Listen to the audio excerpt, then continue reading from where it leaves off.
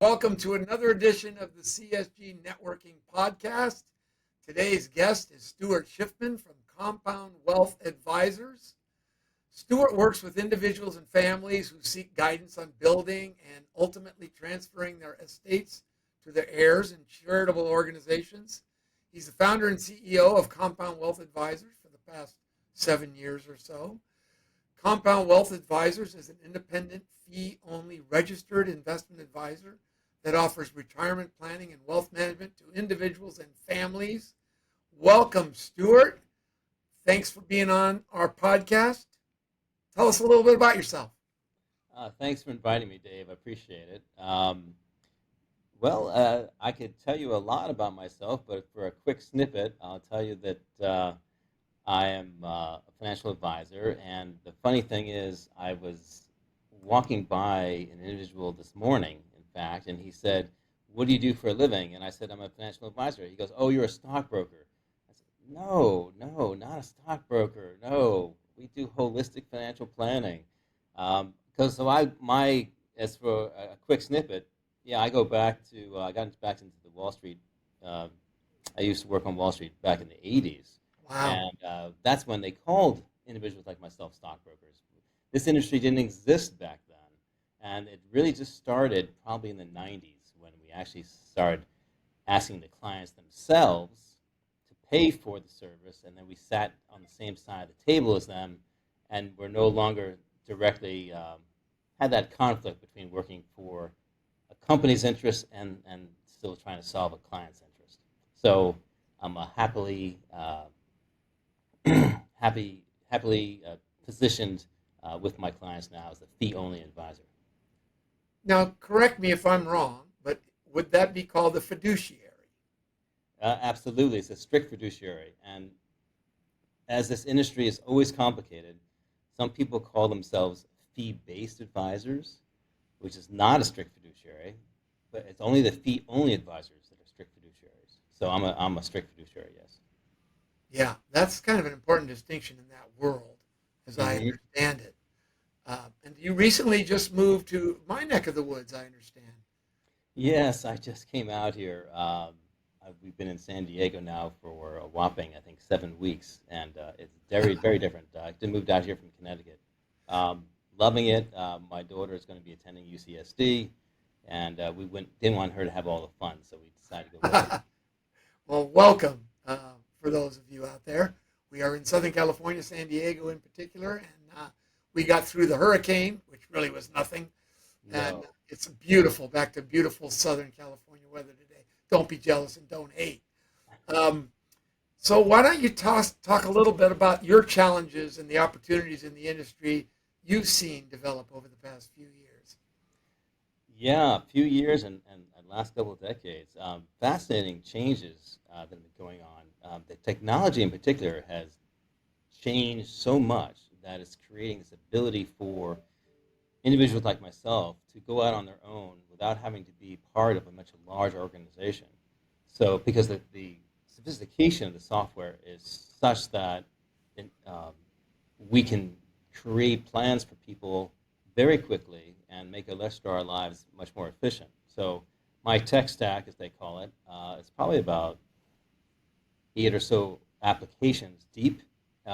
But with that power, I can cover investment management, I can cover tax planning, I can cover estate planning, insurance planning. It's quite interesting. And I would assume you're independent, or do you work with a big house like a, I don't know, Merrill Lynch or something like Yeah, no, I'm not affiliated at all. I'm totally independent. that? I back in law many years ago. Yeah, I used to work for big brokerage firms, but now I'm very happy to be on my own. I only take on clients that I enjoy and they enjoy me. So it's mutually respectful, and it's a wonderful opportunity, I think, for people who really want to help other people. It's a great industry. Do, can you partner with companies that are brokers? So, not that you make money on that side, I'm understanding that, but can you guide people as to what investment firms they might use for those? I don't know. I'm a little behind in that. You're close, yeah. So, for example, because I'm a strict fiduciary, I can't sell anything. Right. So there are products like insurance products, annuities, long-term care, etc., that are really sold by insurance companies, and so I direct my clients uh, when they need those to fill those needs.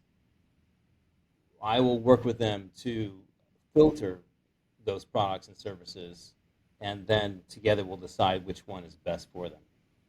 I would assume because of all your years in the industry, you have ones that you like and people that you feel comfortable referring that they're going to give them a good product or whatever. Yes, I have a cadre of top suppliers. I'm a research hound. I love digging in, figuring out who's supplying the best product. And believe me, when it comes to insurance, there's so many bells and whistles on I those bet. products. You really have to take the time to understand them. Is that something you would not warn's not the right word, I don't think, but is that something people should be very cognizant of when they're trying to develop their plan? Or maybe they're new because they inherited some money and they're not sure where to go or what to do. What would you recommend? What would you recommend a person like that would do? What's their first step? Well, everyone's situation is a little unique and different. Sure. So you really have to, personally, I wouldn't imagine anyone should always go to an advisor. They sit in this very special place between accountants and lawyers and insurance people. And they sit in the middle and they coordinate all those activities. So when you need those types of activities, I really would suggest you go to a financial advisor first, who can then help carve a path for you and working with those other professionals. So your goal is to learn about your client's needs, what they've got, and then quarterback, be like the general contractor to help them make decisions around all their financial situations, I would assume. Yeah, that's exactly it, Dave. Not only that, but when you get really good at this, um, you you really want to go beyond just the numbers, and you want to start helping your clients really realize their aspirations.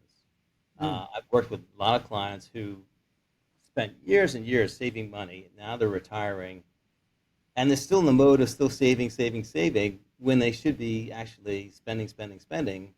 And we can help them figure out how much they can spend. And many of them are surprised how much more they can spend than what they were thought they could spend. Yeah, so you're like helping them plan it out. That's perfect. I'll probably be needing to talk to you at some point. I'm I getting think everyone should have an I'm getting advisor to on the it. end of my work life probably in the next 3 to 5 years. So I mean that's Yeah, yeah, start no, thinking about it. a good advisor is definitely welcome, and I think there's so much need for the advisors, and the Yeah. industry needs so many more. Well, besides yourself, how would a person go about finding a good financial advisor? Obviously, we can read and hear from you and companies like you, but what would you do if you didn't know somebody like you? I think there's advisors always advertising their services, Yeah. um, often on social media, etc. But there are certain criteria you want to look for. Okay, good. Um, it could be based on specific needs you have. For example, let's say you're going through a divorce. You want to work with an advisor who can help you through that process, even before you even start talking to the lawyers.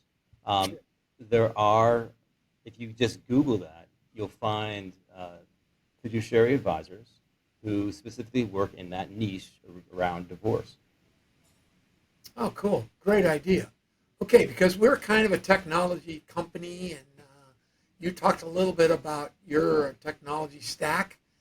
Give us an example of maybe a technology that sets you apart, or maybe, and maybe it's the same question, how AI might be helping you in your industry and your customers. Wow, I can answer both of those. But let Oh, me start nice. with the first one. Uh, I'll give an example. Just in the last week, I started working with a new application called Income Lab. And what's really cool about it, and this is helping people who are interested in retirement set up what's called guardrails to figure out how much they can spend based on changing market conditions. Oh, Let's wow. say the portfolio is growing nicely. Hey, maybe you can spend more this year. Let's say there's a bad market.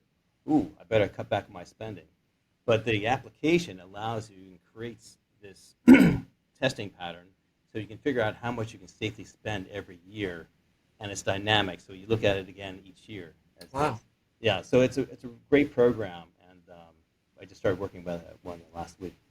That sounds like an awesome tool. Mm-hmm. Well, if people want to reach out, there is going to be a lot of information on Stuart at the end of this video.